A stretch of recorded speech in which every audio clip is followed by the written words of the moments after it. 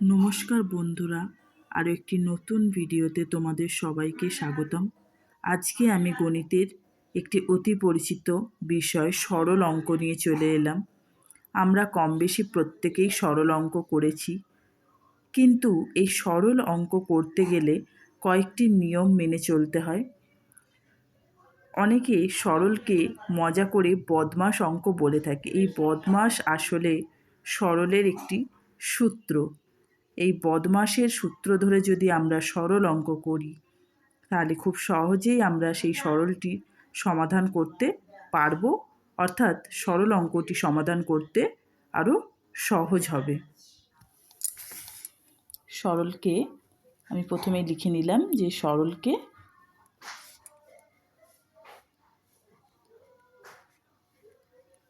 বদমাশ অঙ্ক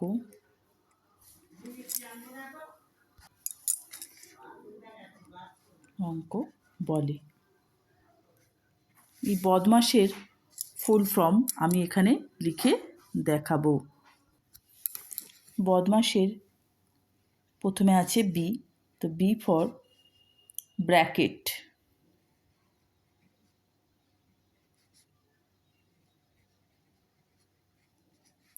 ও for of, D for division,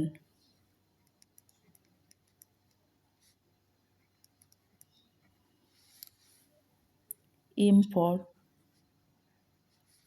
multiplication,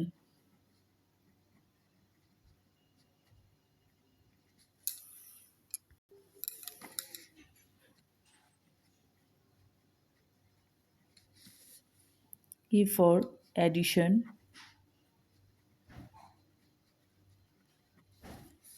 S for subtraction. এই প্রত্যেকটির বাংলা মানেও আমি পাশে পাশে লিখে দিচ্ছি যাতে তোমাদের বুঝতে সুবিধা হয়। ব্র্যাকেট মানে বন্ধনী, অফ মানে এর, ডিভিশন মানে ভাগ, মাল্টিপ্লিকেশন গুণ, অ্যাডিশন যোগ, সাবট্রাকশন বিয়োগ। এই প্রসঙ্গে আমি কয়েকটি কথা বলে রাখি। যখন আমরা কোনো সরল অঙ্ক করি, সেই সরল অঙ্কে যদি ব্র্যাকেট থাকে, তাহলে সেই ব্র্যাকেটের কাজটা আমাদের প্রথমে করতে হয়। তারপর অফ বা এর কাজ থাকে, তারপর ভাগ, গুণ, যোগ, আর সবার শেষে হয়ে থাকে বিয়োগ।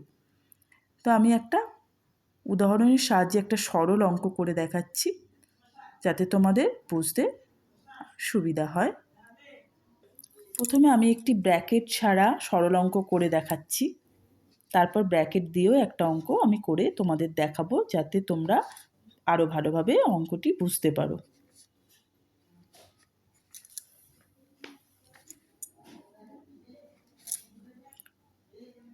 দেখো, প্রথমেই এখানে আমি ভাগের কাজটা করে নেব। যেমন এখানে আছে 8 ভাগ 4, তো 8কে যদি আমি 4 দিয়ে ভাগ করি তাহলে 2 হবে, বিয়োগ 5 গুণ 6 যোগ 29 সমান চিহ্ন দিলাম 2, বিয়োগ, এবার আমি গুণের কাজটা করে নিচ্ছি, 5 6 30 যোগ 29। এবার আমি দেখব কোন দুটো সংখ্যার আগে যোগ চিহ্ন আছে সেগুলোকে আমি পাশাপাশি নিয়ে চলে আসবো। যেমন দেখো, এখানে 2-এর আগে কোনো চিহ্ন নেই, অর্থাৎ এখানে যোগ চিহ্ন আছে, আর এখানে 29-এর আগে যোগ চিহ্ন আছে। তো এই দুটোকে আমি পাশাপাশি নিয়ে চলে এলাম, আর বিয়োগ 30টাকে আমি পরে আনলাম। যেহেতু সরলের নিয়ম অনুযায়ী বিয়োগ কিন্তু সবার শেষে হয়ে থাকে, তাহলে আমি প্রথমেই যোগটা করে নেব। 2 আর 29কে যোগ করলে হয়ে যাবে 31 বিয়োগ 30 সমান 1। এবার আমি উত্তর লিখব। নির্ণেয় সরল ফল সমান 1। এবার আমি একটি বন্ধনীর সাহায্যে সরল অঙ্ক করে দেখাবো। তো এখানে আমি একটি বন্ধনীর সরল টুকে নিচ্ছি।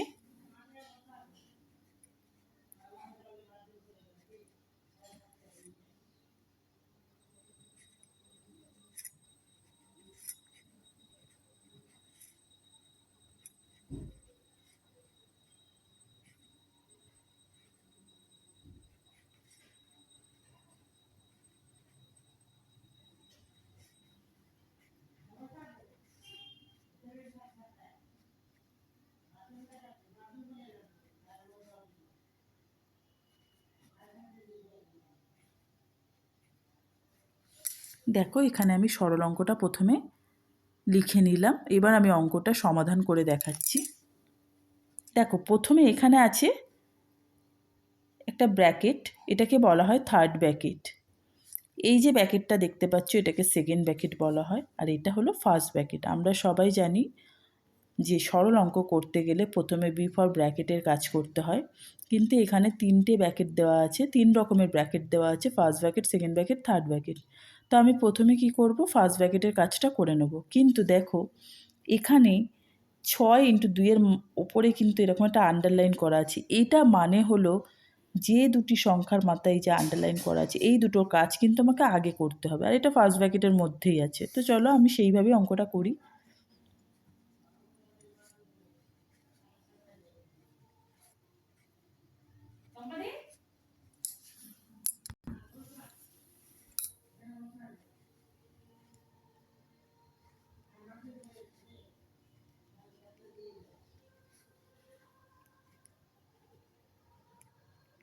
তো আমি এটার উপরে যেহেতু এই আন্ডারলাইন করা আছে, তো এটা আমি প্রথমে করে নিচ্ছি যে 6×2 = 12, এই কাজটা আমি প্রথমে করে নিলাম। এবার আমি সরলের গতানুগতিক নিয়ম অনুযায়ী ফার্স্ট ব্র্যাকেটের কাজ প্রথমে করব। 38 + 2, 38 আর 2কে যোগ করলে 40। ফার্স্ট ব্র্যাকেটের কাজ হয়ে গেল, তাই ফার্স্ট ব্র্যাকেটটা দিলাম না, সেকেন্ড ব্র্যাকেট, থার্ড ব্র্যাকেট, 12 ভাগ। এবার এখানেও এই ফার্স্ট ব্র্যাকেটের কাজটা আমি করে নেব, 2 + 2।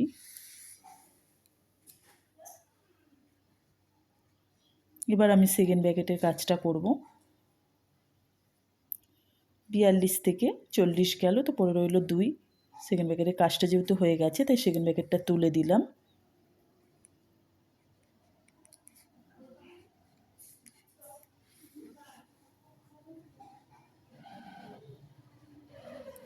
ভাগটা করব, 8কে যদি আমি 2 দিয়ে ভাগ করি হয়ে গেল 4। দেখো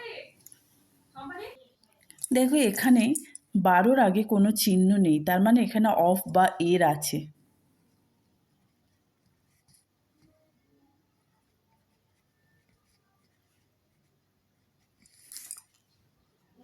এবার আমি এর কাজটা কিন্তু আগে করব।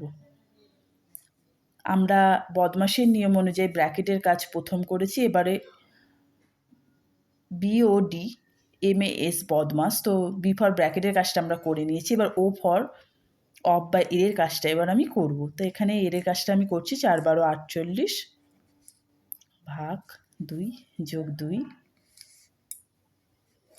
48কে যদি আমি 2 দিয়ে ভাগ করি হয়ে যাবে 24 + 2, তো 26। এবার আমি উত্তর লিখব, নির্ণেয় সরল ফল সমান 26। আশা করছি তোমাদের এই ভিডিওটি ভালো লেগেছে। ভিডিওটি ভালো লাগলে প্লিজ একটি লাইক ও সাবস্ক্রাইব করে দিও। Thank you.